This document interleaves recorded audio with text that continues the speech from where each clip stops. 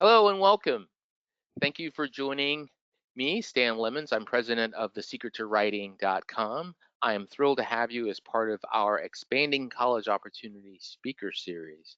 As you know, we have a number, or maybe you don't know, but we have a number of speakers, typically on a monthly basis, where uh, college representatives, higher education representatives, rather, administrators, financial aid advisors, and so on join us to help you, our audience, learn more about the college admissions and financial aid process.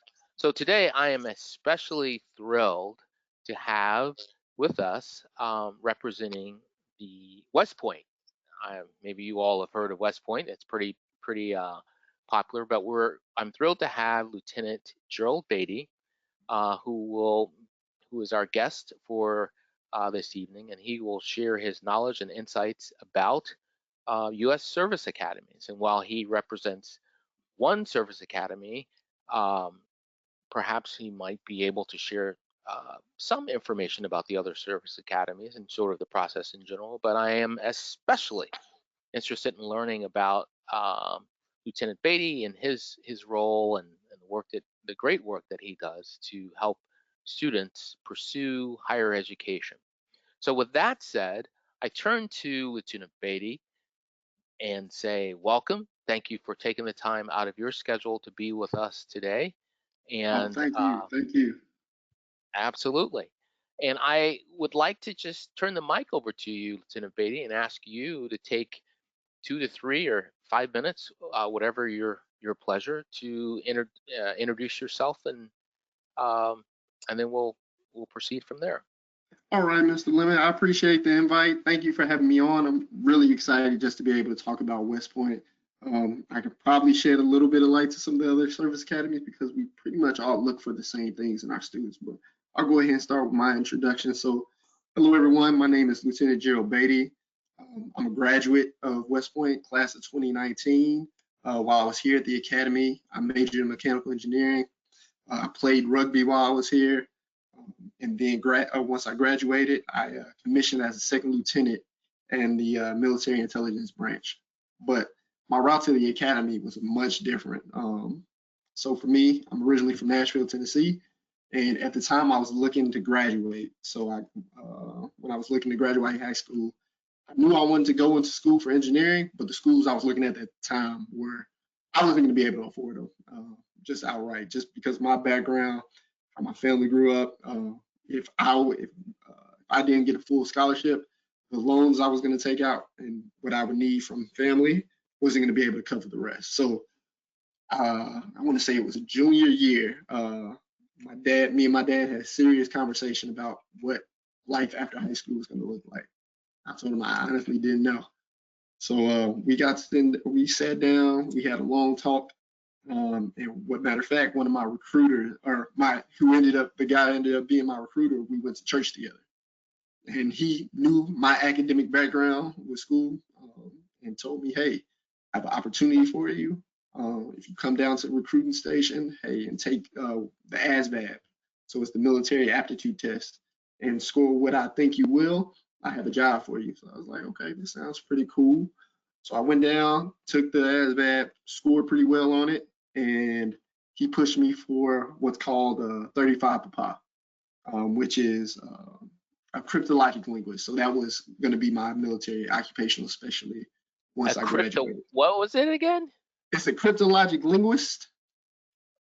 Oh So my it, goodness. so it's a fancy way of saying I listen to stuff. Okay. All right. All right. So once I graduated high school. This was May of 2011, um, May 25th actually, and then 2 weeks later I went to basic. Went to basic at Fort Leonard Wood. I want to say it was about 10 weeks if I remember correctly. And then once I finished basic, this was around what August, early August time frame. I went out to DLI, so the Defense Language Institute at the Presidio of Monterey. So there, I went through an initial an extension of basic training. It was about 3 weeks, if I remember correctly. And once I finished that program, how they do it, you'll go up to a board because I didn't get to choose my language. You go up to a board, find your name, and scroll to the right, and they'll have like the language you're listed for. So at the time I went through, they were only giving out Mandarin and Arabic. So I had Mandarin. So I was there for a year and a half studying Mandarin. So I got pretty fluent. I'm not as fluent as I used to be. I can still hold a decent conversation, Okay. but it wasn't until uh, there was this event at the Presidio. It was called the Commanders Cup, where each of the services put together an 8-man team to run 2 miles, and it was a competition. But during this competition, they gave out a West Point scholarship. So this was my first time really hearing about the service academies.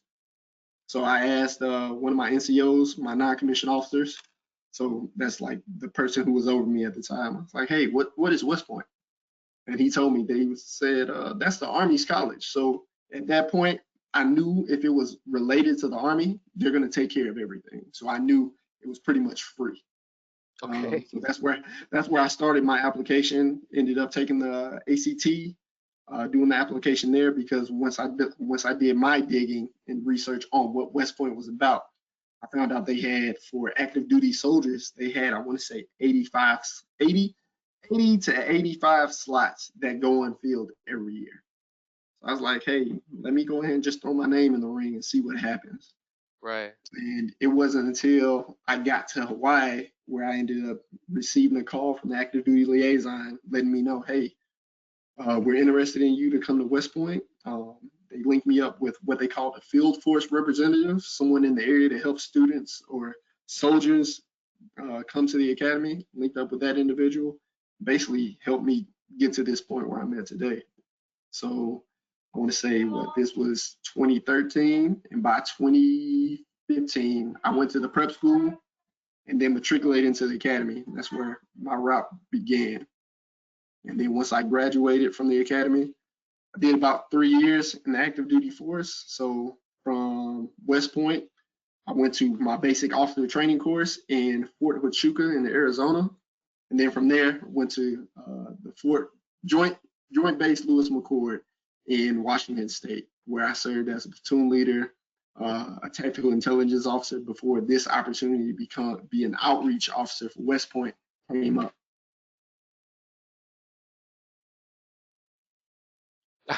It's Yeah. okay. I have people always coming in and out. My wife will probably come in here in a moment, and I'll say, "Hey, I'm on with Lieutenant Beatty. I can't do that right." All good. All righty.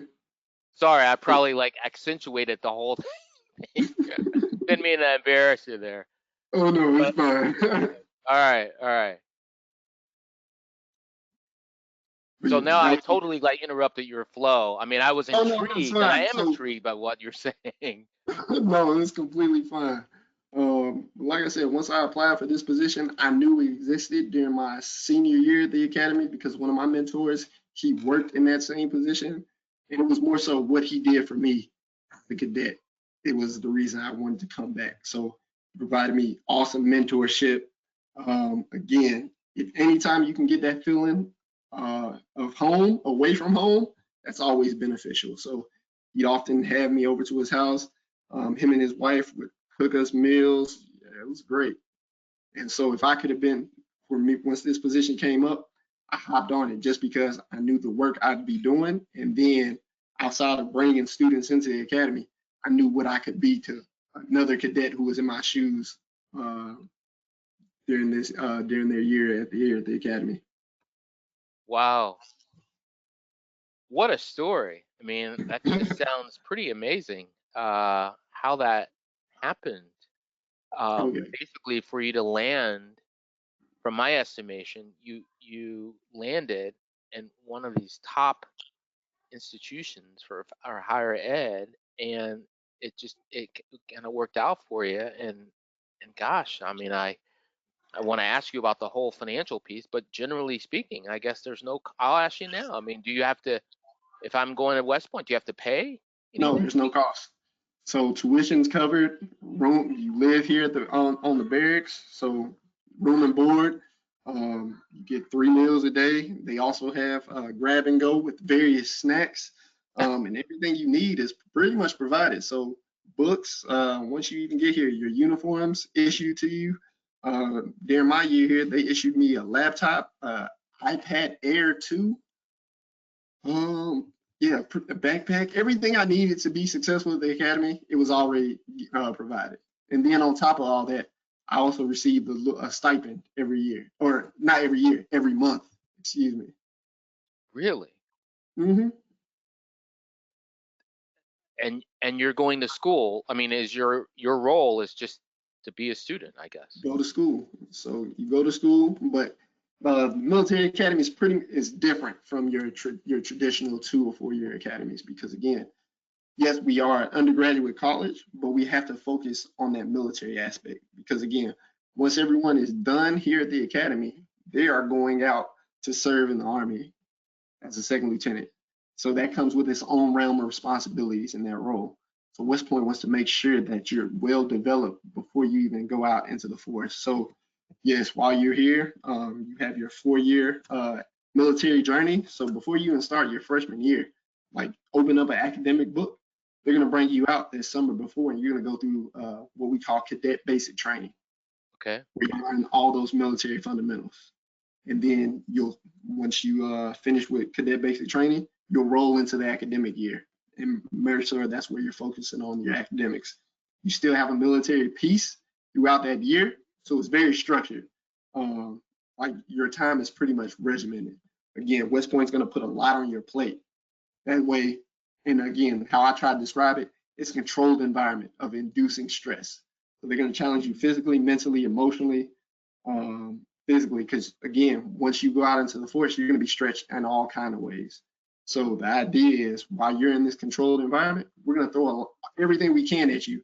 That way, you can figure out how you react under stressful situations. Because what the last thing West Point, the Army, your soldiers need from you is to stress out in a live environment where you don't know how you react and you can't react accomplish the mission essentially. Hmm. So what is the curriculum like? I mean, are you taking, am I, you're taking English and history, or you're sort of your, when I think about college, sort of these traditional kind of classes, or, how does that work? Oh yeah. So how I describe it, West Point believes in a breadth of knowledge. So they're going to put you in all sorts of classes. That way, whatever situation you find yourself in, you have some kind of foundational knowledge about that subject. So unlike we have a core curriculum, and you won't declare your major until second semester of your freshman year, and then you Okay. won't even start taking classes in that major until ideally second semester of your sophomore year. You're gonna Most of your time is gonna be taken up by those core classes. So yes, you'll have like I said, I'm more so a math and science guy. Again, for me, how I came up and even in high school, you can't argue with my mathematical process or my scientific process to get to an answer backed by numbers because the numbers at the end of the day don't lie. However, in English, I struggled because someone can argue my opinion or how I write all day. Hmm. So West Point's going to throw you in all kinds of things. So while I was here, some outside of like my math, calculus, my information technology classes, I had philosophy, international relations classes, economics. Like they throw a lot at you. And like I said, I was a mechanical engineering major, so a lot of these classes didn't really pertain to the mechanical engineering environment.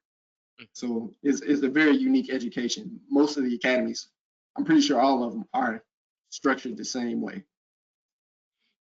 Got it. And just for those audience members who may not be uh, so familiar with, the other service academies, I mean, can you just talk very briefly, perhaps, to give kind of an overview of the landscape of, when I say, military service academy, what that means, and um, with respect to not just West Point but the others. Okay, so your main academies, you have West Point, Air Force, Naval, Coast Guard, and Merchant Marine. So those are your big academies. And I would say the main difference between each one is where they're pushing you upon graduation. So West Point, we're we're pushing our students to go Army, Mhm. Air Force, Air Force, Navy, so on and so forth. But there are some unique differences between, I would say, the Merchant Marine and Coast Guard. And I don't know all the information specifically, but I know what I once I received the brief. Um, had I known about Coast Guard, I would have gave them a serious look, because again, Coast Guard is a hidden gem among the academies, because they do everything the normal academies do, but in 3 years. Okay. Because one of their years they have to do at sea, and then the qualifications they get on the naval ships they have to command, they become more marketable on upon their graduation. So they do have the option to go active duty or reserves, but a lot will transition to the civilian sector. Um, well, not to go kind of too far down that path, Mm-hmm. but when you talk about, upon their graduation from, let's say, the Coast Guard, and then the possibility of going down the path of I guess civilian life, I'm assuming that if you graduate from the Coast Guard, there's still sort of a period of time that you have to be in the Coast Guard. I mean, do you have to Yeah, sort of? and that's what I cannot speak to it. Okay, Let's say okay, this is more so secondhand information I received. I just picked out a couple nuggets from it. Like okay. West Point is what I know hands down. No, fair enough. Very fair enough.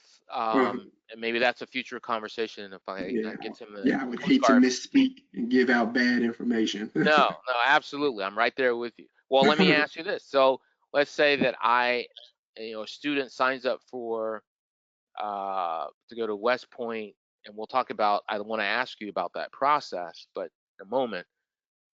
But the student goes to West Point. I guess it's 4 years, just like any Yes. other 4-year college. And then what if you do the 4 years and you say, you know what? Thanks, West Point. I think I want to go work for some computer company or whatever. Can you do Okay. that, or is there some No. obligation? So what? So again, how we do it? So a student isn't technically on the hook for military service until they start their junior year. So before you start your first academic class of your junior year, we do what's called affirmation day. So that's where you're taking an oath again, saying, hey, I am now locked into this. I'm committed to this. So committed to completing my last 2 years of the academy and then doing my 5 years active duty. Okay. So that's how that plays into it. And now I can't help but to ask the question. You might be guessed, but let's say I take the oath the second time around, Mm-hmm. 2 years, I graduate from West Point, and I say, nope, sorry, life happens, I'm out. Or even I served for a year active duties, and then I said, no, this is not for me. What So happens in once that situation? So once you're in, and it's in rare cases I've seen it. So if you decide to leave the academy after your junior year before you've commissioned, you're obligated to pay that time or pay West Point back. Okay, Because again, that the I guess the stipulation was, hey, you come here, you do your time or you do your schooling, and then you pay that back in active duty service. Now, if you don't, you're obligated then to pay that back, pay that tuition back to West Point. okay, Now, if you do decide to do it once you're active, that's a whole different route to go through. okay. Well, um, maybe, I mean, I suppose there are all types of life situations and so on, and we don't have to, relate it to that, and that's um, maybe a topic of another day. But perhaps if we look at what happens on the front end when you're out recruiting and talking to students about Mhm. the service academy today, I mean, um, what do you look like as a recruiter or admissions officer? What do you look for in applicants? So basic thing I start off with a propensity to serve and a willingness to serve. So if they have those things, hey, we can go ahead and start talking. Then from there, I'm looking for a well-rounded or yeah, a well-rounded candidate.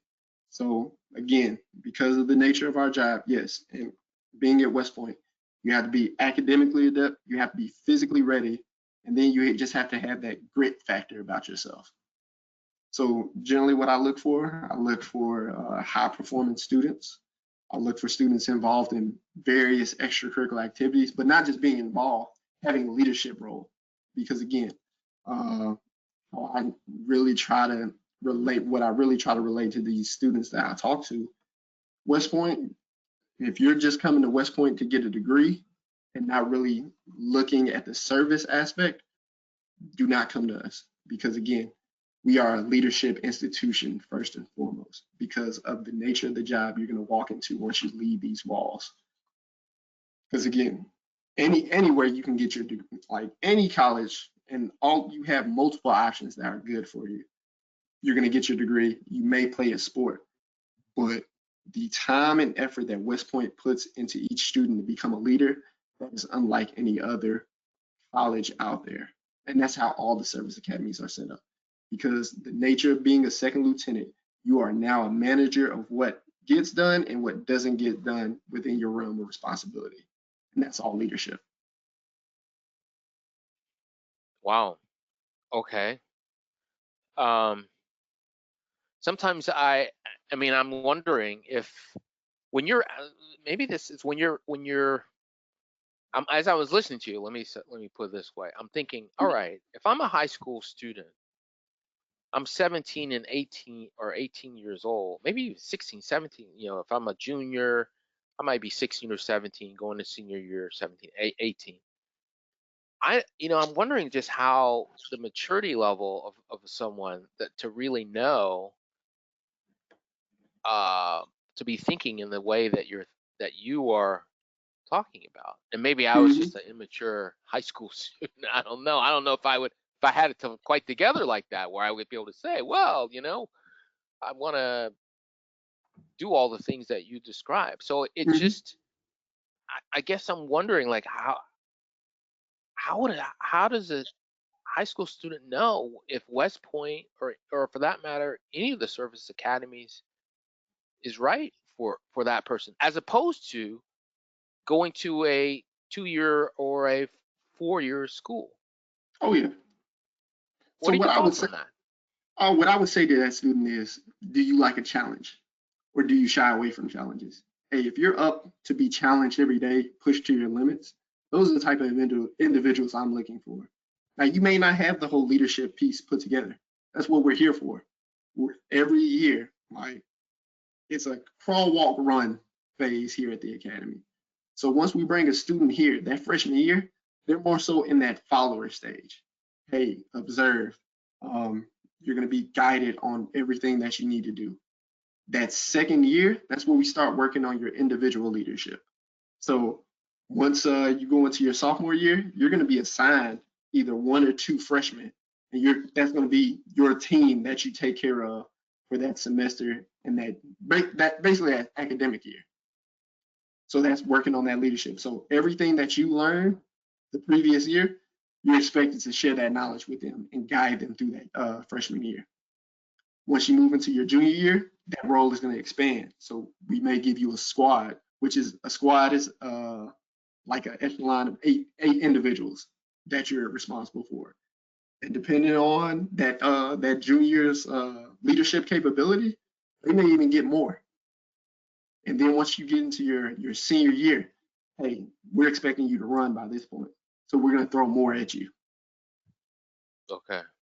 So, like, and long story short, if a student, again, not everyone has it put together, but if you are interested, like I said earlier, if you have the propensity to serve and willingness to serve, and are Hmm. genuinely interested in going to a service academy, Hmm. yes, I would recommend it Mm.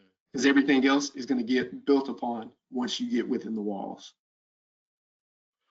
Just out of curiosity, when you're out recruiting or talking to people about West Point, do you target high school students only, or do you even talk to middle school families about So I talk, oh, sorry, West I Point? talk to everyone that's interested.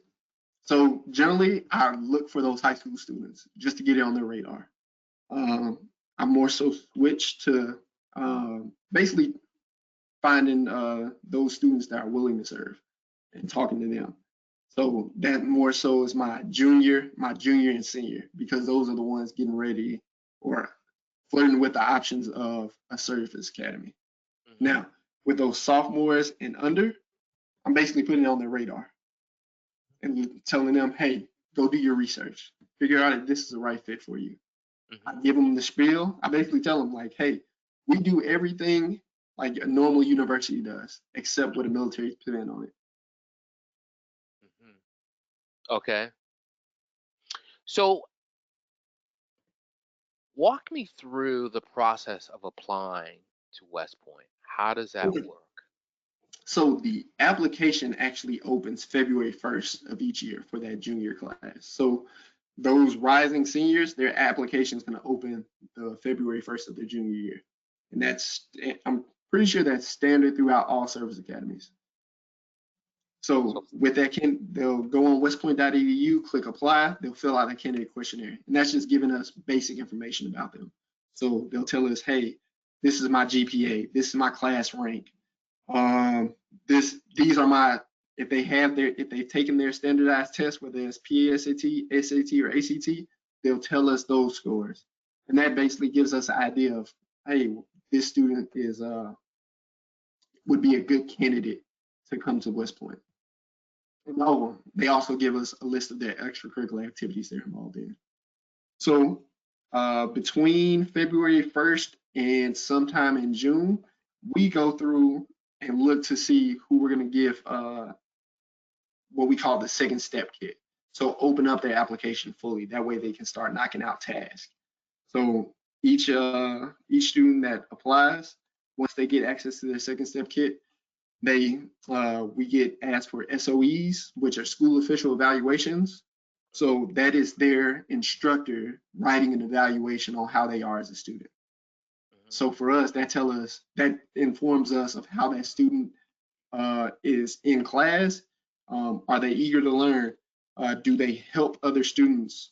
Uh, all kinds of things. Like basically, what qualities does that student have that will make them successful here at the academy?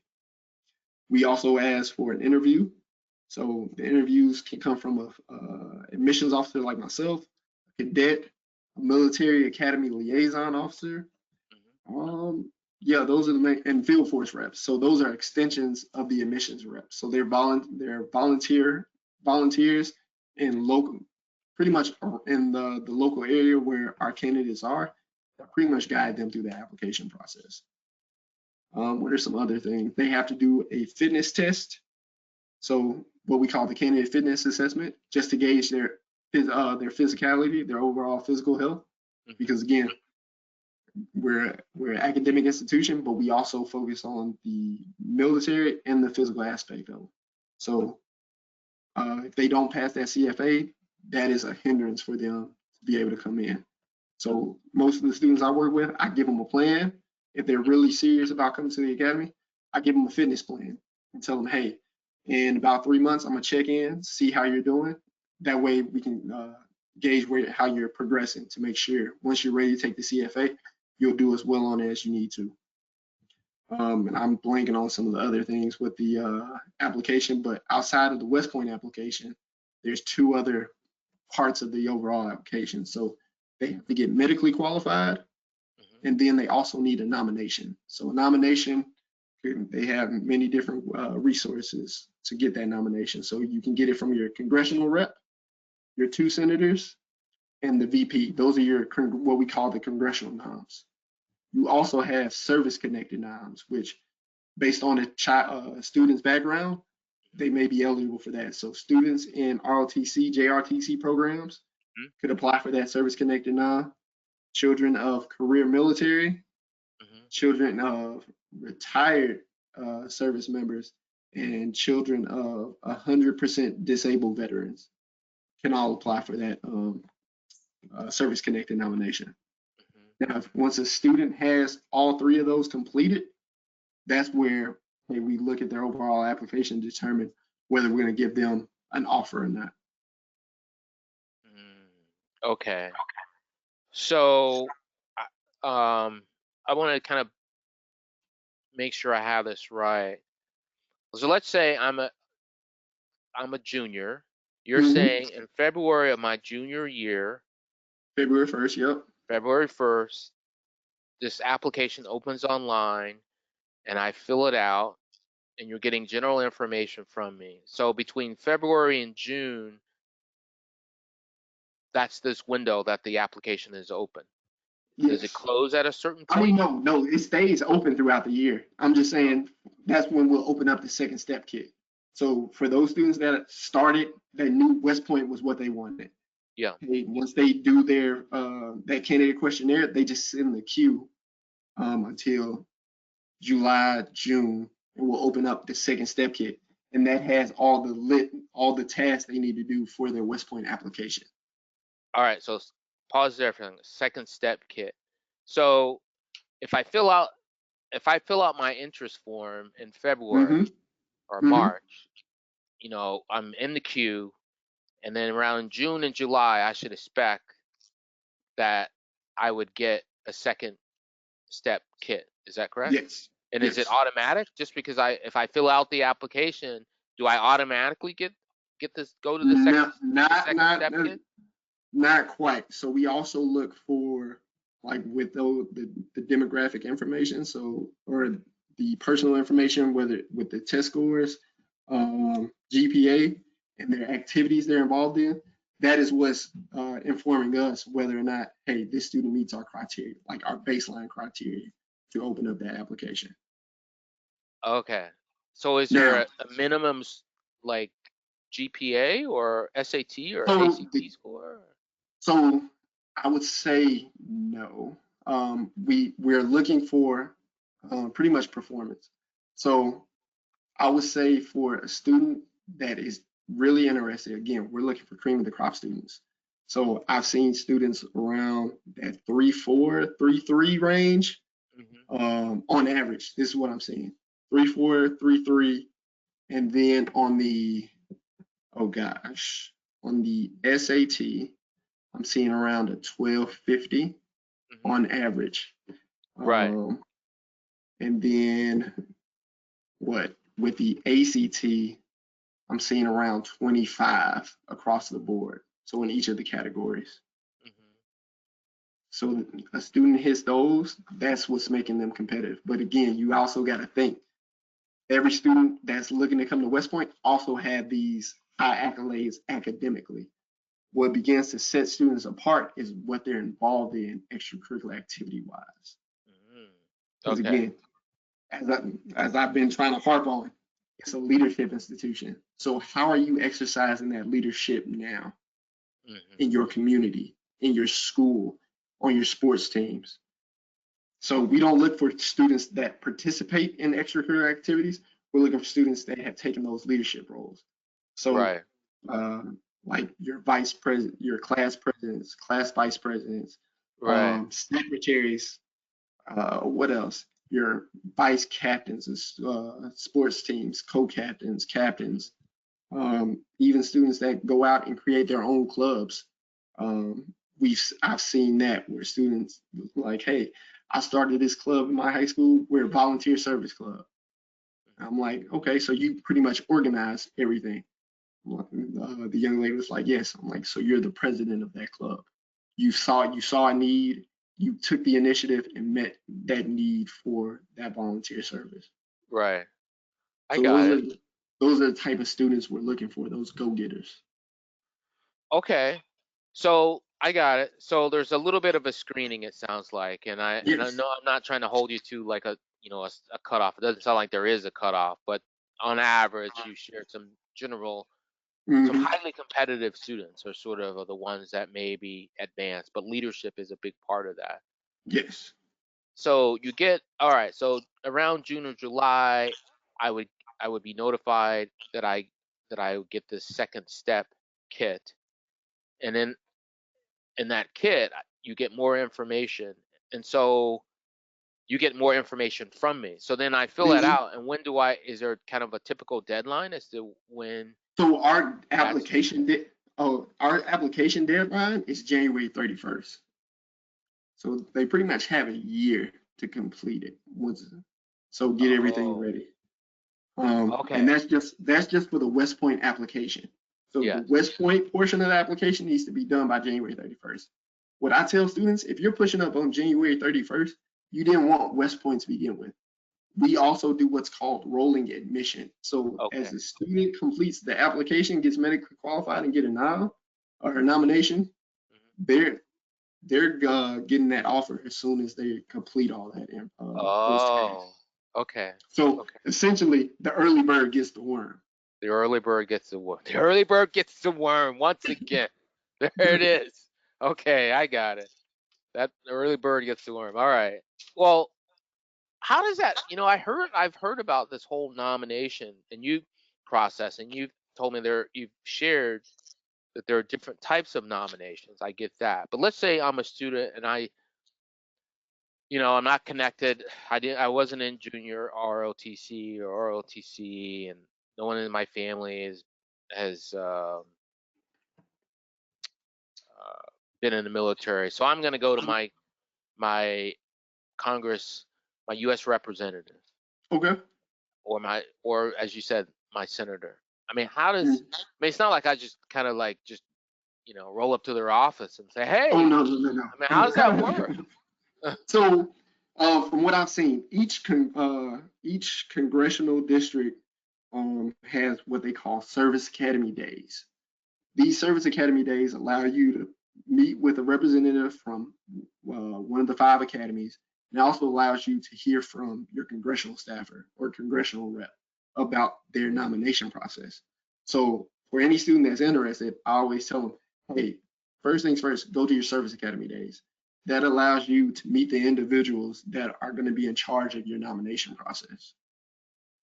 And then from there, if you do one of these service academy days, go on their website. So house.gov and senate.gov. You'll look up your congressional district on house.gov, look up your representative, and see what their requirements are for their nomination.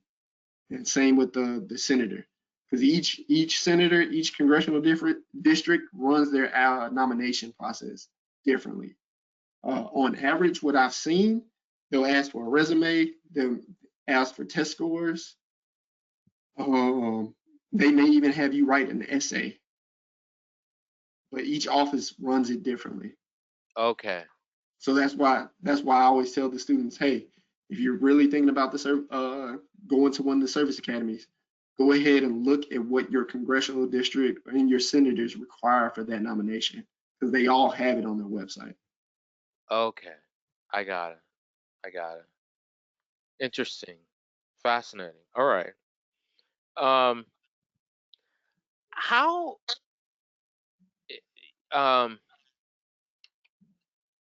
I mean, your explanation is excellent. And you've sort of really cleared up a lot of questions that I have about that. And I'm wondering, like, if I'm a student, again, in high school, maybe a freshman, sophomore, and I'm thinking I might want to do this, go down this path, like, what would your advice be to that student in terms of best preparing for um, a service academy?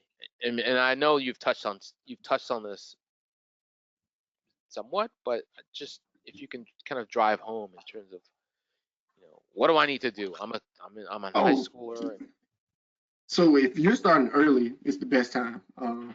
Like I have gotten some seniors and gotten them to the finish line, but the earlier the better. That way you can go ahead and start stretching yourself thin, if you will.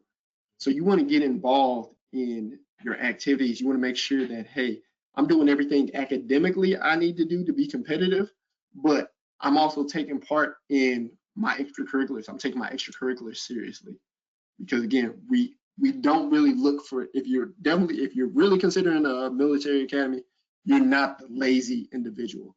So load your plate up. Go ahead and prepare yourself for the rigor that you're gonna hopefully partake in. That way, if you prepare yourself now, or in the words of my granny, if you stay ready, you don't have to get ready. Right. Okay. So if you're loading your plate now with like all extracurriculars, take like exposing yourself to different things in your community, just finding ways to be active, and then exercising your leadership in these roles. Hmm. You're setting yourself apart from students that may just be starting that process, who just heard about it their junior, senior year. Hmm. Hmm. And what we've seen, and what I've seen, students who know they want a military academy, they've been starting since middle school. Mm. Like big things that I see are students that are involved with Girl Scouts and Boy Scouts, because by the time they make it up to Eagle Scout, that's a lot of requirements. And I was never a Boy Scout, so I know they put a lot of rigor on them. But that to the academy shows that you have some leadership qualities to make it up to Eagle Scout. Right. Because I know every Eagle Scout, they have what they call it. I forget the specific name, but they have a capstone project they have to do, Hmm. that they basically research their own and then go out and execute it. Right. So the academy recognizes that rigor that you've already placed upon yourself. Um, Gosh, what are some other things? Students that go to Boys and Girls State. It's almost like a military-esque summer camp Yes. that teach you. Oh, it's been years since I went. I went my junior year just to figure out if I wanted to go into the military. But they teach you like different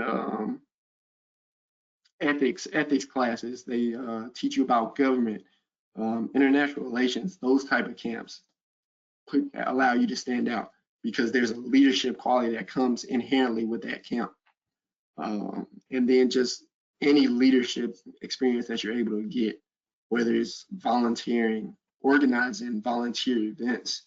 Um, I've seen them, students who were youth group leaders within their church, like anything that allows them to stand out and display their leadership, showing us that they're Hmm. ready to partake in that endeavor, that allows you to stand out.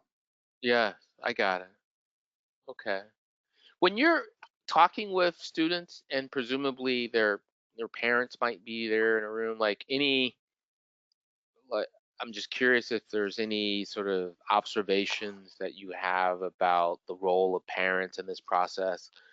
For example, any advice that you would offer a parent, um, as you know, if a parent has a child who might be interested in a service academy, West Point in particular, or any of the service academies.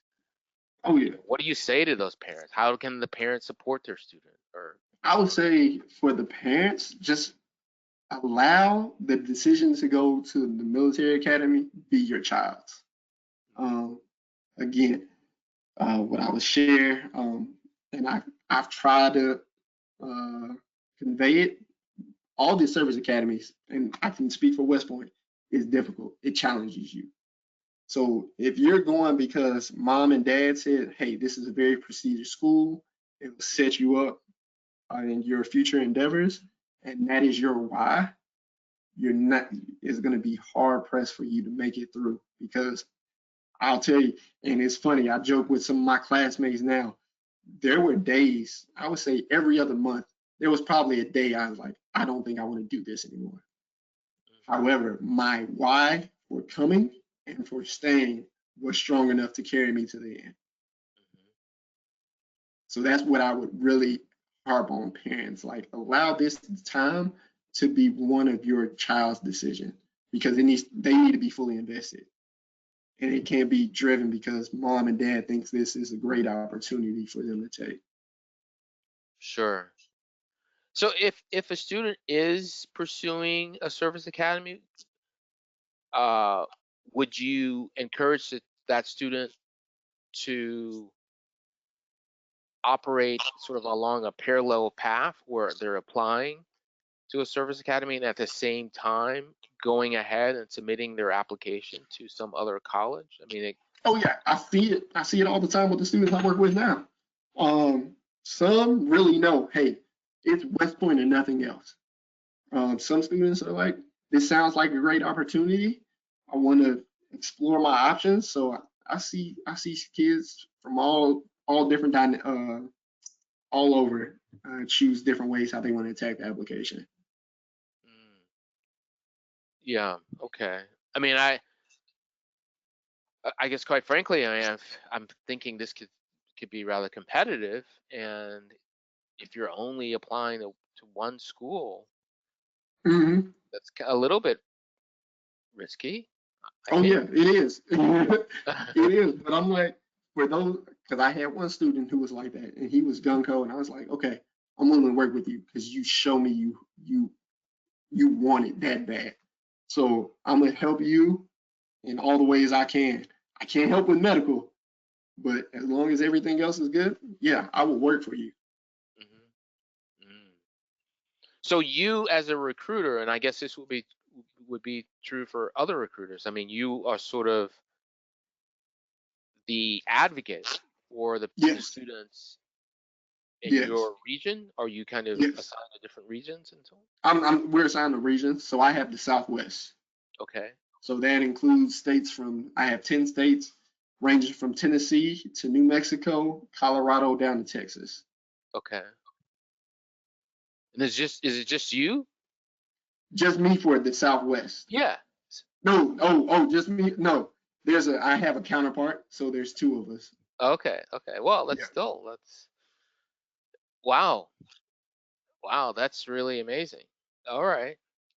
Um, and so, well, let's talk about, I mean, sort of the long-term benefits of going to a service academy and being a graduate of West Point. Um, what would you say are the sort of the long-term benefits? So, oh gosh.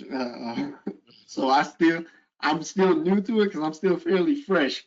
I can Okay. only speak from others' perspectives and experiences, but one, the alumni network is extensive. Um, West Point graduates are found everywhere. And one, they know the leadership that you've gained here while you were at the academy is invaluable. So they know, hey, this person can take on the task and execute. So I know, matter of fact, we have plenty of graduates that are like CEOs of companies. Matter of fact, the most notable one that I can think of right off the top of my head, I forget his name, but he's actually the owner and started the new hockey team, it's Golden Knights. Okay. I'm sorry. I'm not a big hockey guy. I wasn't either, and then I found it because when I remember when because the team is fairly recent. It came out, I want to Okay. say, while I was still in school. So Okay. the team was established either 2018 or 2019. But if you notice, there's a lot of similarities between the color scheme of the Golden Knights and the West Point, which are the Black Knights. Okay. So a lot of students who were big into hockey, they followed all that, found out that the owner of the team is a West Point grad, Hmm. um, and I want to say he hired a couple West Pointers on his team, like to work the like logistics and all that. I don't know everything about hockey, but again, West Pointer helping out other West Pointers, and that's just on one aspect of it. And then with grad school is a big benefit. I know students, matter of fact, some of my mentors, they really push going to, I'm going to like the top business schools. Because again, the leadership that you gain from West Point and then that you use in the Army translates directly into the business world. So I know a lot of our grads will go get a master's in business association and they'll go to those top business schools and they what they tell me, I haven't seen it for myself because I haven't started, but they say, hey, once they put West Point on their application that they were a West Point graduate, it makes them more marketable to that admissions committee. Sure. No, I get it. Okay. Um, and yeah, I mean, it makes perfect sense. You talked about sort of the alumni I guess there is a pretty alumni network and sort of, the benefits of that. I would imagine that is pretty strong, Oh yeah. um, and can be very helpful in your career. Um, well, I don't know from your if we were to kind of as we're somewhat winding down on our time, are there other key when you think about your work to recruit students? Are there key points, thoughts that you think uh, um, it's important for people to know about, or that you just want to share? Anything that's on your mind that you think would be helpful to uh, someone who maybe even would be a first generation college student, Oh for yeah. that matter. Joe, any words of wisdom from Lieutenant Beatty would be terrific, or additional words of wisdom. Let me stand corrected there. So what I would say is don't discredit yourself. Again, I know I gave out like those the average scores.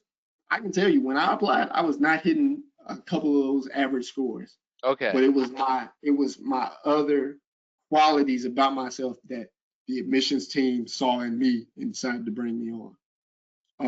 So don't let numbers discourage you. If this is something you are interested in, go ahead and throw your hat in the ring because again, you have time to prepare. If your SAT scores aren't or official, your standardized test scores aren't where they are, hey, open up an application because we do super score. So start practicing, train to get better on whatever test you're taking, and submit those scores often. Hey, if you're not where you're at physically, I send we send plans out to students. I send plans out to the students I work with because you can by the time you finish your application, if you're really serious about it, hey, you can improve your physical fitness. That's an easy thing. And then if you just want a challenge, open up an application. Again, the application is free. I know some of the colleges that I go around to or we usually travel with or in college fairs with. I know a lot of those colleges have application fees. Right. To me, when I again anything that's free, I'll give it a solid look at it. You pretty much with the West Point application, you have a lot to gain and not really much to lose. Yeah. Um, absolutely. Are there sort of special services to help someone who would be a first generation college student? I'm just curious. So I know again, basic eligibility requirements, you have to be a US citizen. Um, and if you meet those requirements, hey, come on in. We are looking for first gen students to come to West Point. Because again, how West Point wants to build the officer corps, they want it representative of the American population. Okay. So they're not just looking for one type of individual. They're looking from individuals from all backgrounds that come from all over the states because the soldiers that are enlisting are coming from everywhere and have all various types of backgrounds. So they want to make sure that the officer corps that works, I'm gonna say officers work for the enlisted, right? Mhm. They want to make sure the officers they're bringing in to help those or work with and for those enlisted represent those that are in the enlisted as well. Mhm. Okay, I got it. I got it. I'm just curious. Well, like, what if a student has like a learning difference, or there's some? I mean, how do you all deal with issues with even this is on the sort of physical fitness piece. Like, if I have Mm-hmm. some type of physical disability. I mean, how does that? So, by physical disability, what exactly? So, I don't really want to get into the ramp because, again, that's part of the application. It's going Okay. through DODMERP. So, doing the health portion. So, DODMERP stands for the Department of Defense Medical Evaluation Review Board. So, Okay. anything that falls into that health aspect, do you have like are you healthy enough to serve? that is their realm, and I'm not a doctor. So I Okay. didn't want to. Hey, if a student is interested, I'm like, hey, if you have any concerns, allow DIMERB to do their job to figure out, do you have the capacity to serve? Because me, I do not have the degree in medical service, so I do not want to touch or give wrong information about medical. Okay. That's fair enough. I appreciate your your point. Well, this has been so enlightening for me personally, and I tell you, when I was,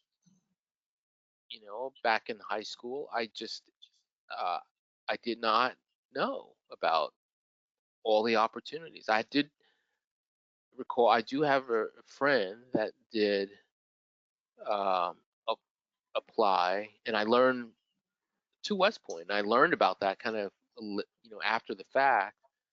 But other than that, I really didn't know anyone. So this is so helpful, and it seems like such a wonderful opportunity, and just a huge opportunity.